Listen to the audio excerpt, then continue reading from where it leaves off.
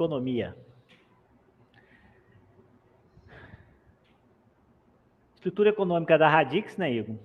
Começou lá, né, antes dela entrar em mainnet. Isso aqui é simplesmente, pessoal, a estrutura, como que vai ser feito a emissão do token. Então, só para vocês saberem, a Radix, ela é desinflacionária. O que é uma criptomoeda desinflacionária? Ela tem uma inflação fixa, porém, em termos percentuais, essa inflação ela cai no decorrer dos anos. Por quê? A Radix ela não tem uma emissão em percentual. Então, os 300 milhões de tokens que são emitidos a cada ano faz com que o percentual de emissão ele caia ano a ano devido à quantidade de tokens em circulação. Hoje, essa inflação ela é usada para pagar os validadores, tá? Ela é feita na distribuição de forma diária. O fornecimento dela é limitado a 12 bilhões de tokens XRD, que podem cair se não vier a existir a stablecoin. O cronograma de emissão máximo é de 24 bilhões de XRD, né? Aqui está 12 bilhões, mas foi um erro nosso de digitação. Porque, na verdade, não é desculpa. Não, tá certo. O cronograma de emissão máximo é de 12 bilhões, porque são os 12 bilhões que vão ser emitidos, né? Eu que bananei aqui agora, que vão ser emitidos mais 12 bilhões do que o que foi emitido já ali anteriormente, que já foi. O suprimento máximo vai ser 24 bilhões, não vai ultrapassar esse valor. Ou seja, vão existir menos Radix, porque já está tendo a queima dos tokens hoje, via essas taxas, mesmo que seja um percentual, uma coisa pequena, mas já vai existir menos do que 24 bilhões, e se a stablecoin não for realizada nos próximos 10 anos, né, que, pelo que eu entendi, esses 10 anos ele começou a contar a partir do momento em que a Radix entrou em mainnet. Eu até fiquei na dúvida se era após a emissão de XRD e XRD, mas pelo que eu entendi, depois que ela entrou em mainnet. E o suprimento máximo de 24 bilhões foi dividido em 4,41 bilhões de tokens XRD e 19,59 bilhões XRD nativas. E o que é, pessoal, essa XRD? Cara, é uma das dúvidas, Igor, que mais me aparece lá no canal, assim, nos vídeos da Radix, né? Tem até um vídeo onde eu explico isso, cara. Se você olhar lá nos vídeos assim, que dá bastante visualização. Porque a galera não entende por que existiu a XRD, já que muitas pessoas acham que a XRD é uma blockchain. Na verdade, não é uma DLT, Radix, né? Eu até me incomoda, às vezes a pessoa fica chamando a Radix de uma blockchain. Mas o que aconteceu? A Radix ela quis criar um modelo econômico que fosse descentralizado já no seu início, para evitar aquela centralização de muito token na mão de para quando ela entrasse lá em mainnet. Porque isso também ia ter condizer com o processo de quando ela entrasse em mainnet. Então, ela criou o token XRD, que ela fez essa divisão, igual nós estamos vendo aqui, ó. Essa divisão aqui, ela é só do token XRD, dos 4,41 bilhões, total, que dava 18,3 da oferta total, e ele fez um preço de lançamento desse token em torno de 0,03 centavos. E esse token, ele estava bloqueado e ele teve um mecanismo de desbloqueio. Quando ele começou a ser distribuído, 1% dele foi distribuído nessa forma aqui, gostamos desse gráfico, e depois, de acordo com a valorização dele no mercado, ele foi sendo distribuído, tanto que a Radix atingiu, acho que o topo histórico foi 65 centavos de dólares, né? Está até num dos slides iniciais. Isso. E se você olhar hoje aqui, ela já foi todo distribuída. Então, o token XRD, pessoal, ele nada mais foi do que um token antes dele entrar em mainnet, com a finalidade de mainnet, né? Eu sempre falo essa palavra errada. Mainnet, né? Com a finalidade de ajudar nessa descentralização para o início da Radix em mainnet.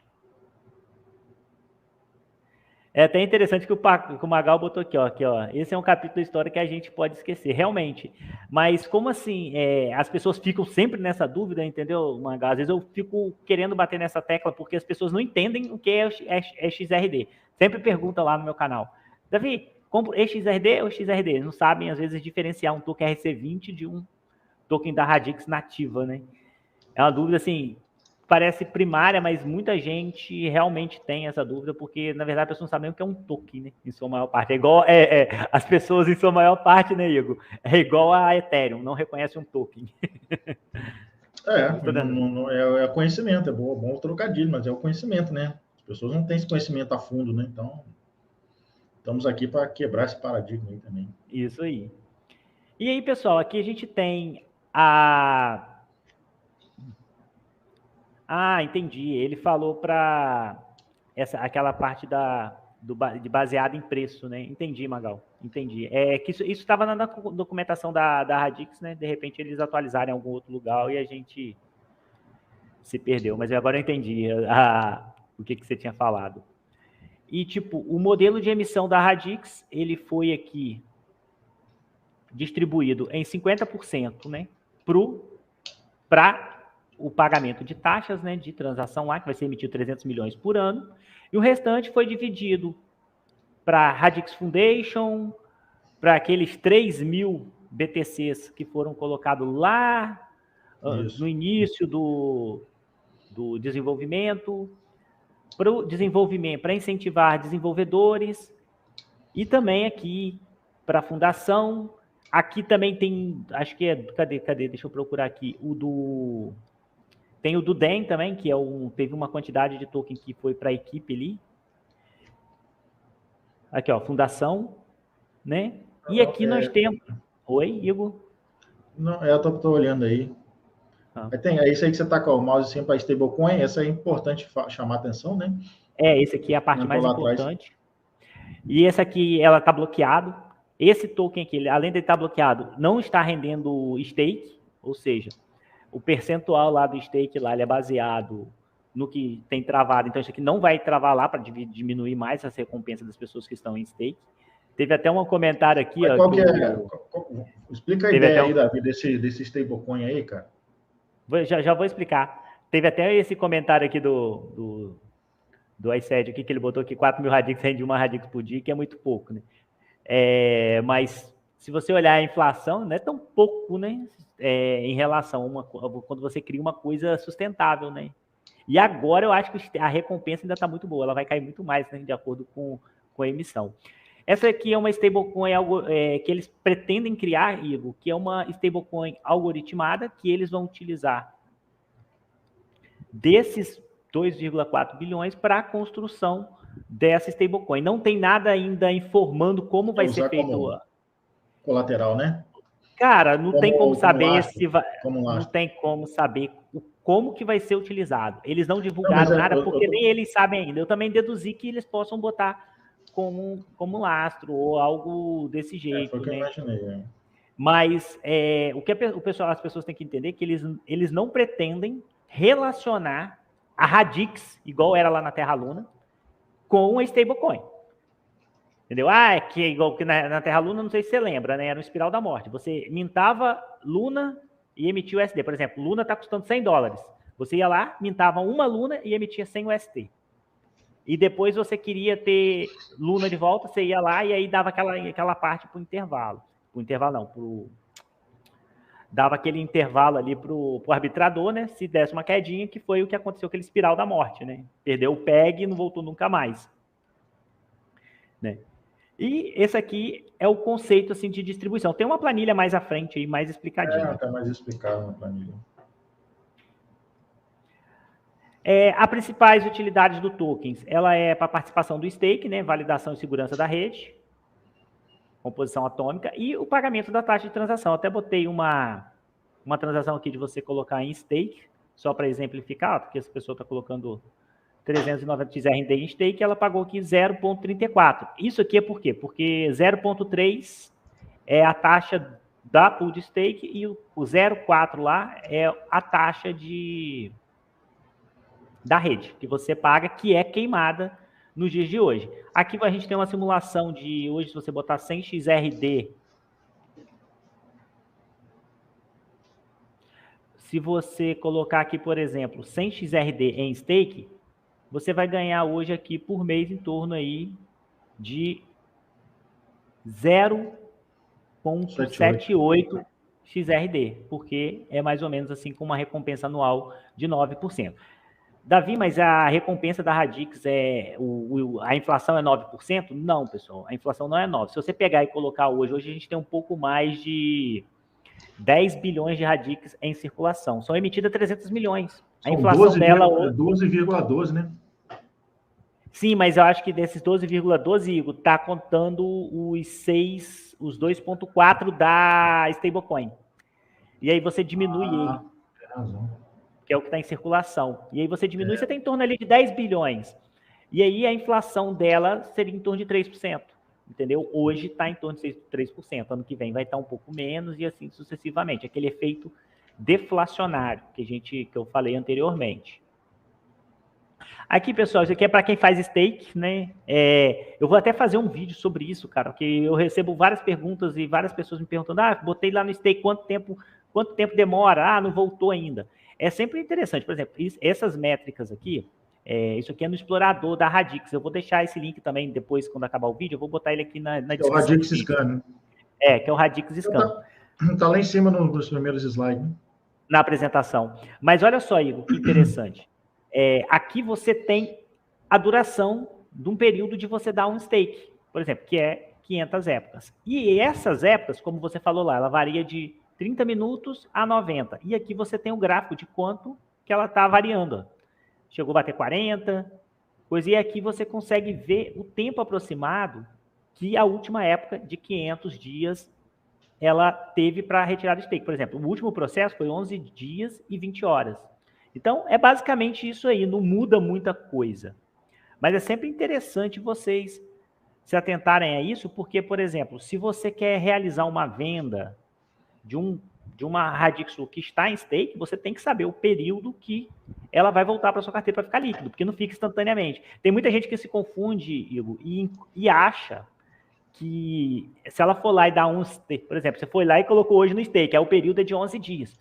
Então, você vai deixar lá no stake, na hora que você tirar vai ser na hora, porque você já venceu aquele dia de 11 dias. E não tem isso.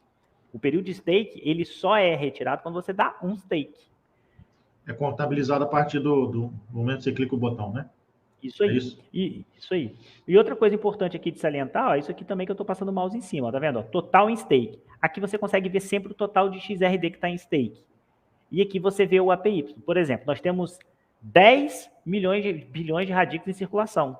Apenas 3 bilhões está em stake. Então, isso significa que você vai ter uma recompensa maior. Por exemplo, se isso aqui cair para 2%, você vai ter uma recompensa maior ainda. Se isso aqui subir para 6%, essa recompensa cai pela metade. Então, essa recompensa que você recebe aqui de APY, ela não é fixa e ela varia de acordo com o total em stake. Faz sentido, né? Aí aqui é só aquele mesmo gráfico, né, lá da alocação e da distribuição, que ele é mais exemplificado aqui nessa planilha. A 20 de outubro foi feita ali 642 milhões de XRD, foi para a comunidade da Radix, ao preço de 0,39 centavos de dólares. A comunidade da Radix, as pessoas que incentivaram lá com 3 mil bitcoins, receberam aí 3 bilhões de token Radix, o que dá 12,5% dos supplies. Incentivo de liquidez, 200 milhões de Radix. Foi um programa de mineração de liquidação lá em novembro de 2020. Isso aqui, se eu não me engano, ele aconteceu dentro da EXRD lá na rede Ethereum, esse incentivo. A retenção do fundador, que aqui, 2,4 bilhões de XRD, o que dá 10%. Era isso aqui que eu estava procurando lá, que é do Dan. Do Dan, né? Os tokens Radix, né? Aqui. A Gersia, a Radix Token Gersia, subsidiária integral da Radix Foundation. Depois teve aqui também esse outro aqui que foi para financiar o desenvolvimento de DEPs e essa outra parte aqui que foi para financiar validadores e nós da rede. E aqui tem a reserva de moeda, que é para stablecoin, com 10 anos com período de queima. E aqui tem a emissão da rede, que vai ser 12 caso bilhões. não for usada, né? A reserva, caso não for usada, vai ser queimada, né? Isso aí. E aí são 10% que vai sumir aí se não for usado. E aí, muita Igor, coisa, tá? Só aí vai sim. dar uma porrada se não for usada realmente. E aí, isso cai o fornecimento total circulante para 23.600. E aqui eu fiz uma simulaçãozinha, né? As pessoas gostam sempre de valor. E eu tenho até um vídeo aqui que é a Radix Criptomilionária, que eu dou um ênfase maior sobre isso.